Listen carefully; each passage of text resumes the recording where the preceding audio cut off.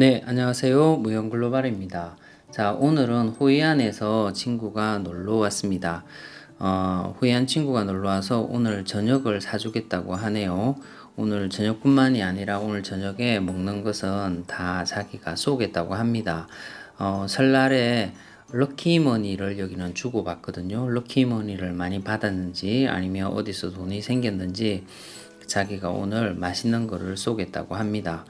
자, 이 나라의 설 연휴는 길다고 했죠. 한 일주일 정도 됩니다. 많이 쉬는 사람들은 2주도 쉬게 되고요. 그래서 그 일주일 정도 되는 설 연휴가 지금 막바지입니다. 거의 끝나갑니다. 설 중심으로 해서 가까운 날에는 친척들이나 가족들이 많이 모이는데 이제는 서서히 친구들을 만나는 시간이 다가옵니다. 그리고 이 친구들 만나면 주로 뭘 하냐면 카드 놀이를 그렇게 많이 합니다. 조금 우리가 보기에는 좀 심하게 노름 비슷한, 그러니까 돈을 많이 베팅하는 그런 것들도 거리에서 심심찮게 볼 수가 있습니다. 그래서 이 친구들은 이렇게 놉니다. 놀거리가 크게 없어서 그런지 모르겠는데 주로 뭐 카페에 모이거나 친구들끼리 모여서 얘기도 하지만 특히 이 설날 기간에는 카드 놀이를 하면서 시간을 엄청나게 많이 보냅니다. 자, 설날 막바지의 베트남의 이런 시내의 모습들은 어떤지 저랑 같이 오늘 한번 보시겠습니다.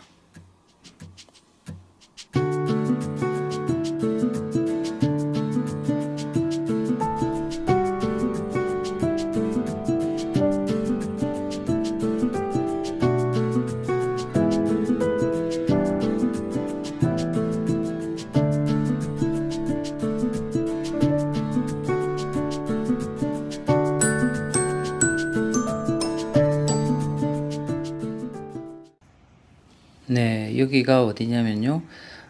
큰 도로 옆에 있는 이 가게인데요. 여기에서 굴하고 조개류를 파는 곳입니다.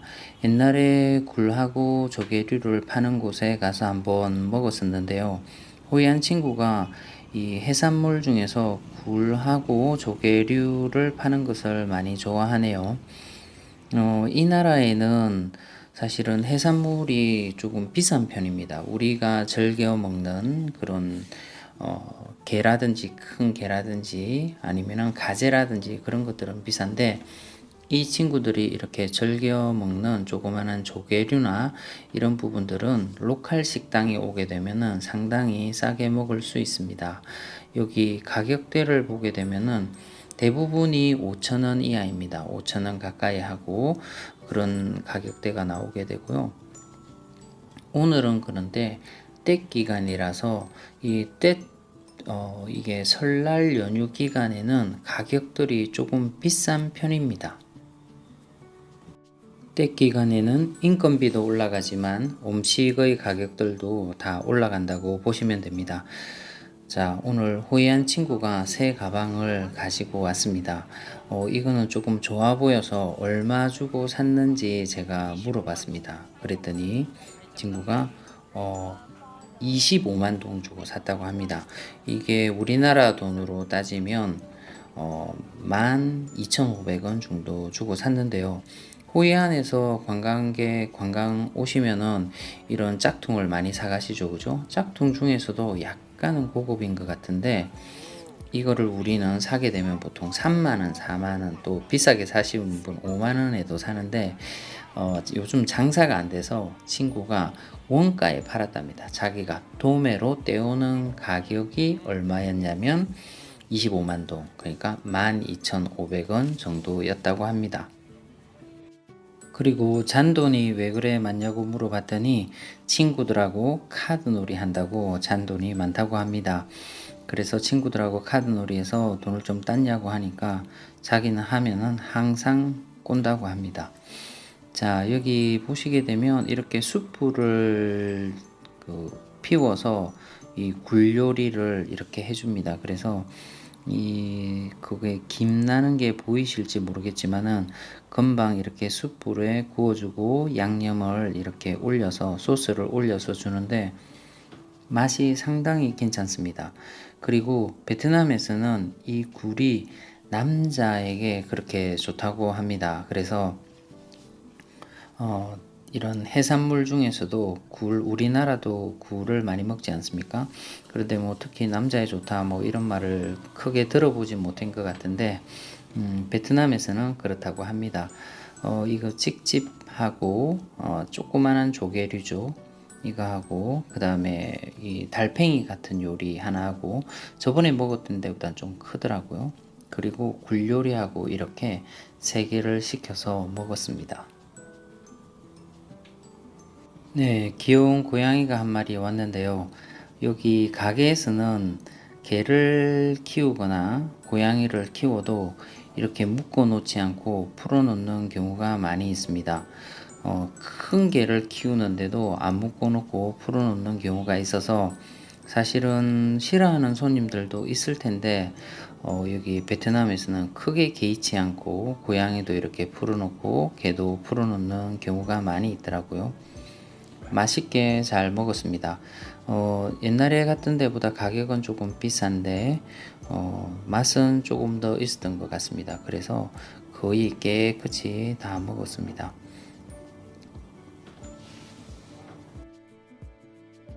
음식 가격은 거의 14,000원 정도 나왔습니다.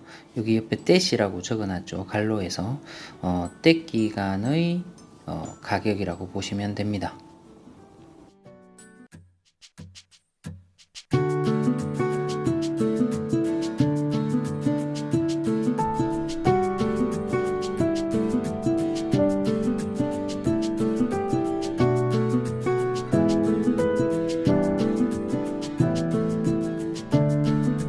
네, 저녁을 먹고 야시장을 한번 가보기로 했습니다.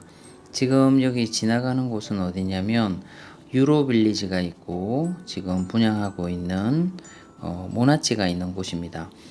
새로 떠오르는 조금 부자 동네라고 보시면 됩니다. 주변에 있는 가게들이나 커피숍들도 여기의 부자 동네에 맞게 잘 꾸며져 있습니다. 지금 여기가 조금 떠오르는 상권이라고 보시면 됩니다.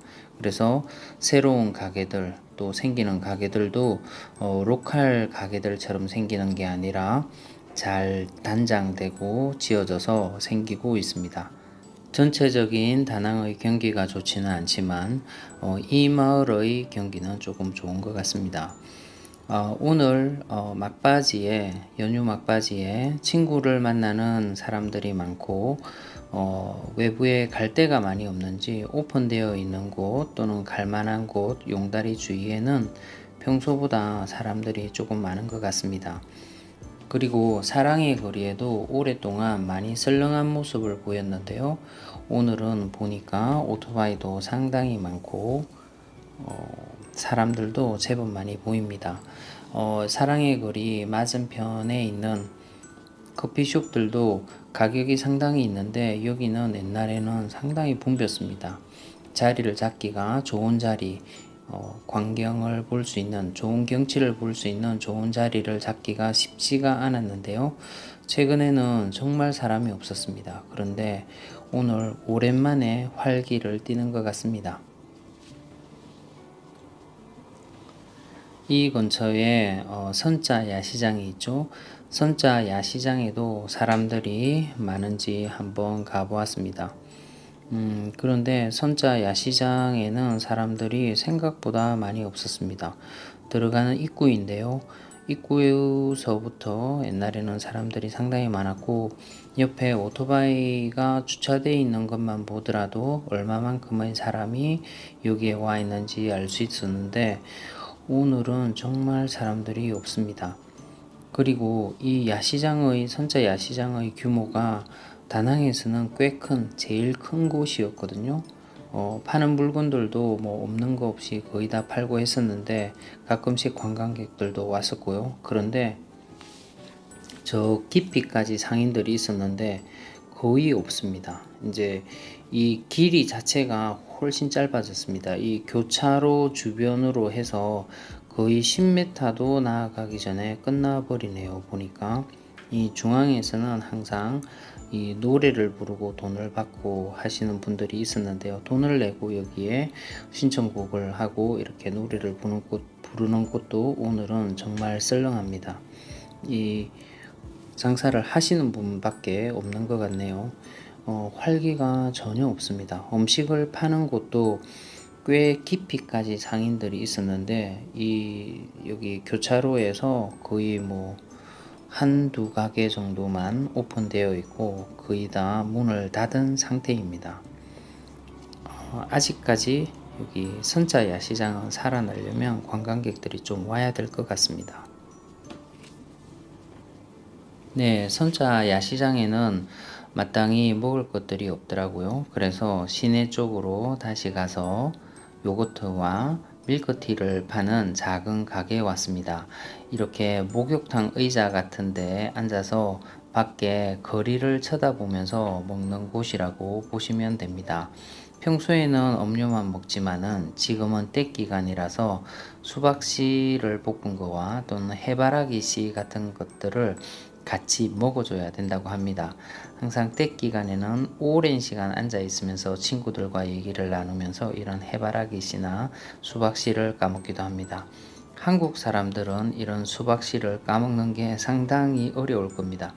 그 안에 있는 씨도 정말 조그만한데 그것을 이 친구들은 이빨로 잘 까먹고 있습니다. 여기 가격은 얼마 하냐면 해바라기 씨는 500원 하더라고요. 그리고 요거트는 1000원. 그 다음에 밀크티는 조금 비싸더라고요.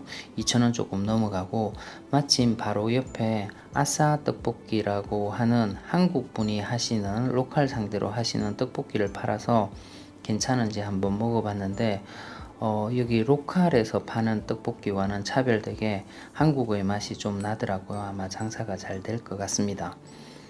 네, 오늘은 이렇게 설 연휴 막바지를 호이안 친구와 함께 나와서 데이트를 한번 해봤습니다.